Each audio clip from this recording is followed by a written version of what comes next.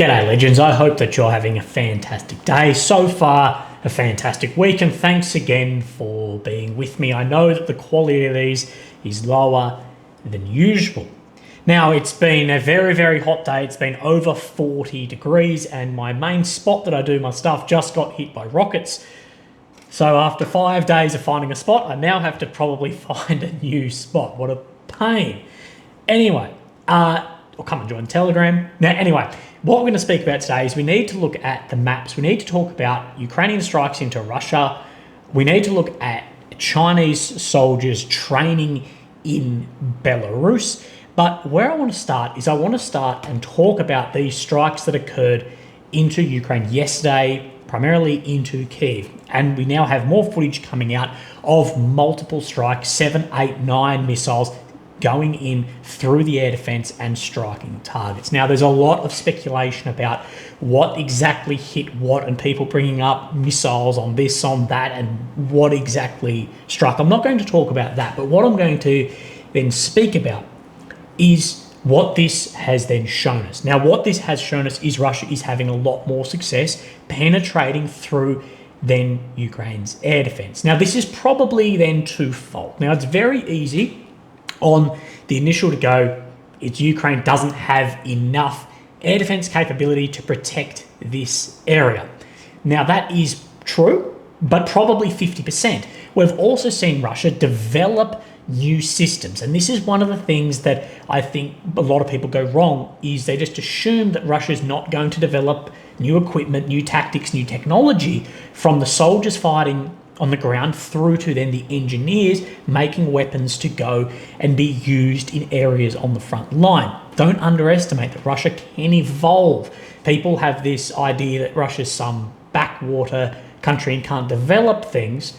Well, we have seen then missiles have countermeasures on them that we didn't see in the very beginning, and now we're seeing more of these penetrate into the air defense. But what could that first part be of, is there maybe less air defense? That could be very true as well. We know that any day now, we are expecting to see Ukrainian F-16s in the air. Now, Ukraine has a limited supply of air defense, particularly air defense that can engage cruise and ballistic missiles. Now, where they are going to be the highest priority target in Ukraine? Where is Ukraine's air defense going to go to then protect those? It's going to go to the bases. We've seen Russia launching a lot of missiles towards those bases. We don't have no idea what the damage on target has been there, but there's going to have to be a movement of air defense to this, as well as we know that Ukraine's energy grid is absolutely hanging on by a thread. So there's going to have to be an allocation of air defense towards those two. So I suspect that we will see more successful penetration of areas previously not by missiles, and then these strikes. And we may see then more of these daytime strikes too, to then make a point of it and try and push things around and try and have an impact maybe on a negotiating process. But again, this is twofold. Do not say, and don't get in this mindset that Russia cannot evolve weapons, technology, troops. That has led, I think, into a lot of the situation that currently they're in. You're fighting 2024 Russia as if you're fighting 2022 Russia. That should be an issue. And Russia could do the same thing and think that nothing's going to happen on the Ukraine side, that 2022 Ukraine's going to be the same as 2024 Ukraine. That would be a mistake as well. But I think from the Ukrainian pages I see, they're just paying off that there could be better technology coming into the fold too, therefore not developing your own counters for this, including on infantry minor tactics at the front, all the way through to bits and pieces like this. Russia has very good rocket technology. We know this. How did all the astronauts for a while get to the International Space Station very successfully? We know those engineers are there because we pulled the same engineers from the pool back after Germany, and they pulled the other ones. So we know that that has come a long way, and we know there's then more success with that and with the drones as well. And of course, this has led into multiple calls for more strikes back against Russia, back against targets there. And a lot of people even suggest eye for an eye when it comes to civilians. I think that is ridiculous regardless of who we are talking about. Anywhere in the world, any civilian casualty is too many, and more people talking about then NATO intervention to shoot down these Russian missiles. Now, many people will falsely say that now Poland is going to shoot them down. No, that's wrong. Where Poland is moving towards, anything coming towards Poland could be engaged, but not over Kyiv or areas like that. Now, let's have a look at the maps, because I want to have a look at this tunnel operation that has then occurred. So here we have Ukraine in the center, the capital of Kyiv. The red areas occupied since 22, the purple since 2014. Now, there are very, very limited changes then on this map today, but we have some other maps, both Ukrainian map and Surak map, to give us an idea of where things may then be shifting. Now, these two fronts up here by the deep state map, these don't move really then ever. And I've moved back and forward on this a bit, but in Holoboki here, we did see an increase in grey zone the other day here, and what we presume is using this natural barrier of this reservoir here, that Ukraine is doing a flanker attack, because of course they still control this area, so they can have then fire support across, and trying to flank and take the Russians then out of Holoboki on this northern push that they opened up. Oh God, I don't know how long it'd be now, maybe 6 to 8 then weeks ago, and that Ukraine is having success on this front. So we see here by then the Surak map, let's zoom in here. So showing, I believe probably, let's see if we can see this road. So it's showing where the grey zone is in here, because this is this road right here, showing that Ukraine is successfully up to here. So this should be either shown as blue, maybe grey, but oh my God, showing very similar in here that Ukraine is pushing around in this, and I believe we'll then start having probably a west to east push on what I've been hearing and seeing about then a flanker. Now, where then I want to go to next is down into then the New York front. Now as well, you're gonna have to mind with me because I'm using cellular stuff and everything's being jammed here. Everything, because of course then drones, missiles and everything rely on GPS coming into here. Now this is then Donetsk, this is New York right here. Now what we have got is a very interesting video said to be that the Russians have dug a tunnel in and are making ground in New York. Now this is in a very similar area to where we have seen this before. So in Avdiivka, right just down into the south here, we had these images and some videos come up. If you look on my Telegram and just type in tunnel, you might have to go up a few, but that Russian Special Forces cut into this tunnel, went down it, and actually popped up behind then Ukrainian fortifications. Now we thought that this was incredibly daring up. When this was happening, we think, well, they might just get cut off, but it actually did expand and it did look like then it worked. Now this is what Russia is saying. It's a grain of salt, but this is what they've been saying that has happened again. I'll show you the footage in just a minute. So let me drag this across. So this, of course, is New York here. This is then the front line. You can see how similar it is showing.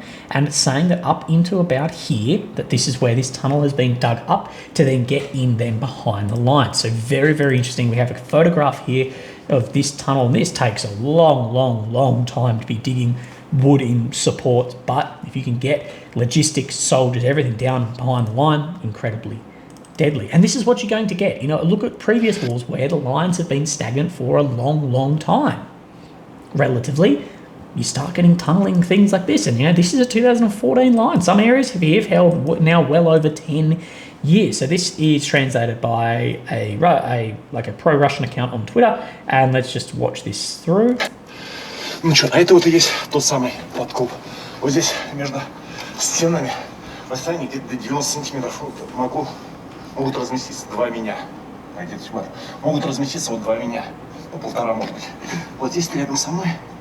Вот сейчас показываю. Вот еще. So shovels digging through, that's a hell of a hole to dig. И проводилась, организовывалась эта специальная операция подземная. Ну, честно, масштабно. Честно, я сейчас нахожусь здесь и просто удивлен. Другие эмоции, конечно, но уместно сказать, наверное, удивлен. Либо такие же эпитеты. Просто такой масштаб колоссальной работы. Фу, я даже не представляю, сколько парней здесь работали. Ну, это война. Война – это тяжелая работа. Чем лучше ты подготовился к выходу, тем скорее уцелеешь. Такой принцип. А это безопасный ход. Здесь можно пройти незаметно и выполнить задачу эффективно, наиболее эффективно, чем, наверное, в других случаях. See, a few things on this that I will say is, firstly, if we're seeing this, it's because we are getting shown this, if that makes sense. Secondly, everyone took the piss, including bloggers who should know better, about North Korean sappers, engineers going to Russia and then into Ukraine. Now, again, like I said, I don't know the training and level of, I guess, quality training that these North Koreans have got. But what I've said is these are pairs of hands. And something like this isn't that difficult if you have someone overseeing, go dig here, go for it. You're going to need just a lot of people. And what I've spoken about is engineers like this, and we know the North Koreans can dig tunnels. We know that because there's tunnels all through. It's a fortress of a country because they're absolutely obsessed that they're going to get overtaken. So we know they can dig tunnels. And I'm not saying this one, but I'm saying that things like this, that is where that is important to speak about. We should not have paid it off like a lot of people have. If people are just there, like North Koreans, to dig tunnels, repair bridges, whatever, pairs of hands in war are incredibly important. When for every one combat soldier, you've got 5, 6, 7, 8, maybe 10 guys behind the line. If you can backfill some of that, exactly what we've been talking about, I think that was important. And we've seen now this tunnel, and this was Syriac's sort of overview of this. Tunnel's 97 meters wide. The tunnel dug with their bare hands, and the soldiers' veterans brigade went into enemy lines. The lightning strike destroyed the defensive line of the armed forces of Ukraine.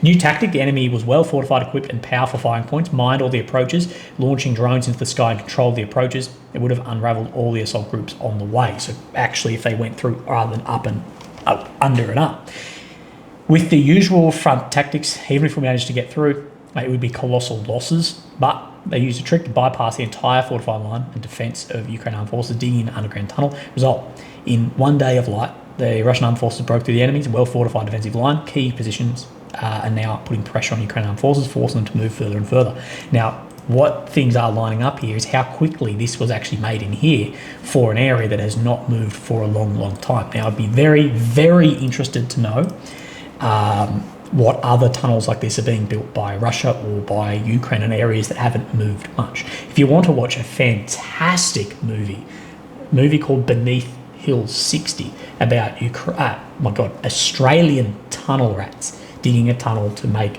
a massive explosion under enemy lines. I actually believe it was the biggest non-nuclear explosion for a long time. Now, let's have a look at some other maps. Let's come across then to Avdiivka. Now, what we're looking at is what I said I believe will happen. Push out, expand. Push out, expand. Now, it's coming together. I don't want to sound like a knob jockey, but it's what we have said out from Robotyne. As I've said, this is the area Russia want. They want this intersection. This intersection puts a lot of pressure. If it is under, it doesn't need to be occupied, but if it's under just unbelievable fire control from guns that can now move up, then that is a huge problem. Of course, what this intersection does is this supplies from Pokrovsk up into and Konstantinivka down to areas like New York. Now, there are other ways around, of course, but when you cut off 50% of good roads to come through, that is a problem. Just like when this road through Robotyne fell here. This is not me saying this. This is from guys who are here telling me when this road fell, this was a big problem. This intersection falls, this was a big problem. This down here was a very high quality road, and same as this one apparently compared to other ones. And what we're looking at is right here by the red, going out, expanding, not to again get cut off. Exactly what we've seen in this area, and we're seeing this as well in Novoselivska, Persia. We saw this push out to this reservoir the other day, and now that closing up on the front here, about to enter the first blocks down here according to then this map. This is a very, very important front to watch from here through to New York. It'd be very interesting to see what exactly starts occurring here. Now, let's have a look at then the map, see where this line lines up. Looking very, very similar to where this is then lining up, even in the same sort of paddocks here. So let's confirm that, look, this is basically the same. Well, let's confirm that all of these, this was then made. Let's just measure this for good sake. I believe it's 5.5 clicks. Five and a half, let's call it that. Of course, your artillery is not sitting right there. Your artillery will be back somewhere because, of course, it's drones and counter battery and all this. But if they can get brought up to put fire control in these areas or fabs, again, like I said, problem. Now, there are multiple Russian accounts, including the MOD, I believe, have actually said that Yasna Borodivka here has actually come under then Russian control today. Now, I wanted to just see if, no, the grey zone doesn't show then a shift. Oh my God, sorry.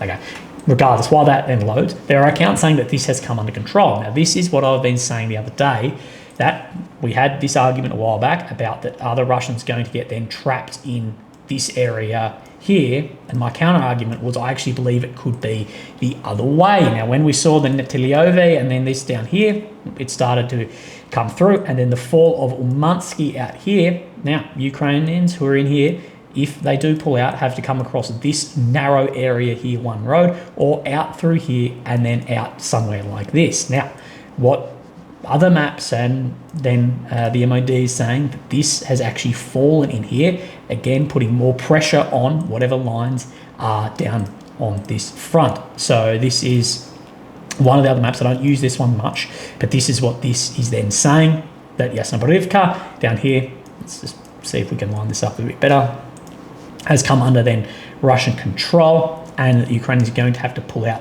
somewhere across here. So again, grain of salt with that, because we like multiple maps confirm it, but it is interesting to look at and something we need to then continue to then keep an eye on. Now, no changes anywhere else on this map, but we do have a Ukrainian map update in Robotyne. Now, this is showing from Noel reports the same area of movement up here, just out north of Verbove. This is Verbove here.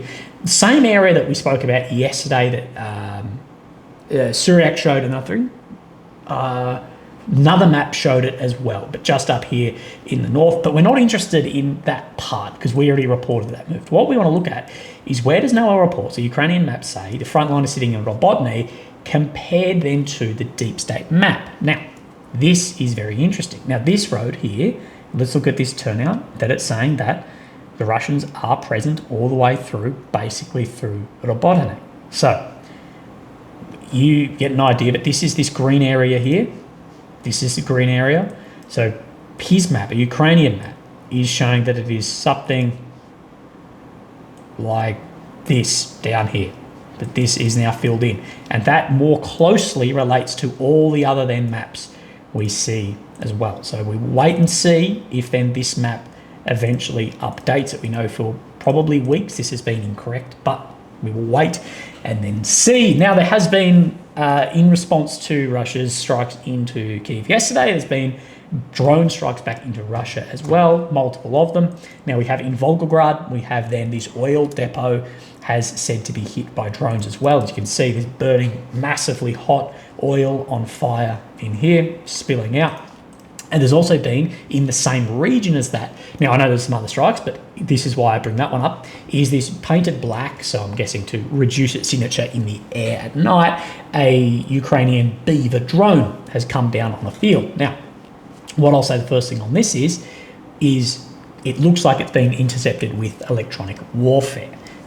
No damage to it, and has come down. So it looks like EW has hit it. I want to talk about EW and drones in another video. There's a video I've seen going around, like Australia's given a death blow to Russia with this new 25 or 30 mil drone cannon thing. I actually know some inside stuff on that. I'm going to talk about it because it's not some death blow. Anyway, that'd be my porn star name.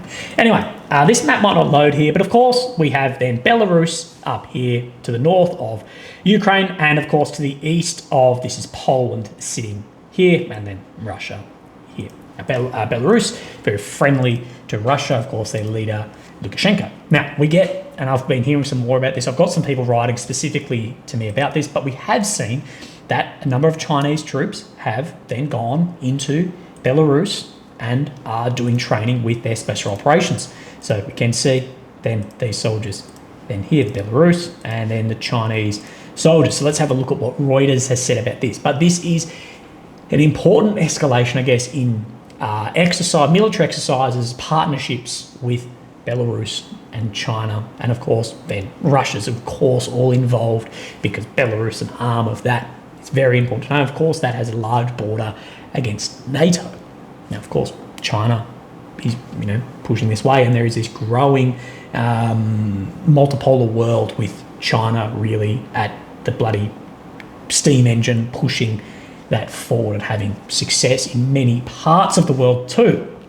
But China and Belarus start joint military drills near Polish border. It's only a few kilometres from the border of NATO member Poland, kicking them off on the eve of the NATO Alliances Summit. The Major General Vadim Denisenko, chief of the Belarusian Special Operations Command, has said events taking place in the world are alarming. The situation is uneasy. Therefore, we're going to practice new forms and methods of performing tactical tasks. Now, I don't think it's this video. I don't have the photo. But there was a photograph of some of the Belarusian guys who typically are wearing really poor equipment. No, it doesn't show. But they actually had some really good kit on, which points towards, we look at special ops soldiers. What I hope we get is more video of like Prussian blocks and stuff that we typically get. But like I said in the beginning, don't just because you meme something like North Korea or this or that, don't then underestimate it. It's the worst thing you can do is underestimate someone you may then fight against. And this is the biggest thing I see about China. People go, China has no warfare experience. Okay. What conventional attritional warfare experience does NATO have? Does Australia have? Does the US have? Conventional attritional. Very limited. Very limited. Now, we have more warfighting experience than maybe China in recent years, but in asymmetrical environments.